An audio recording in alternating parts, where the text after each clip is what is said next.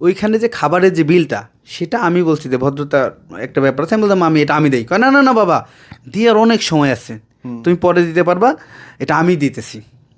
তা জোর করে সে, তারপরে বললাম যে না আমি দেবো, সে দিল, ওকে ঠিক আছে।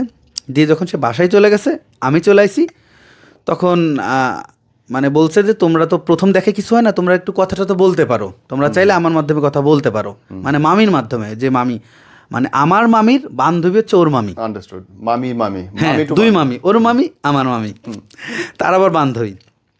তো এরপরে হচ্ছে আমরা কথা বলবো, কিন্তু ওর যে বড় মামি সে আবার ওকে বোঝাইছে যে এই ছেলে ভালো হবে না, এই ছেলে বাসা ফরিদপুর, এই ছেলে কী করবে, তোমার সাথে বিয়ে হওয়ার পরে তোমার নামে থানায় কেস করবে, মামলা করবে, তোমার যাবতীয় যা আছে সব কিছু নিয়ে যাবে, নিয়ে গিয়ে তোমার সাথে আর হচ্ছে ঘর সংসার করবে না, ডিভোর্স দিয়ে দেবে, বাদ দাও।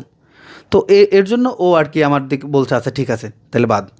আর আমারও যে ভালো লাগে নাই, আমি বলে দিছি না ঠিক আছে, আমি আর ওর সাথে আগাইতেছি না। ফাইনালি গিয়ে বিয়ে হলো, বিয়ে হওয়ার পরে বলেন না এরপর হচ্ছে বিয়ে হওয়ার তো নাটকের ভিতরে ভিতরে ফাইনালি হয় নাই, বিয়েটা একটা নাটক।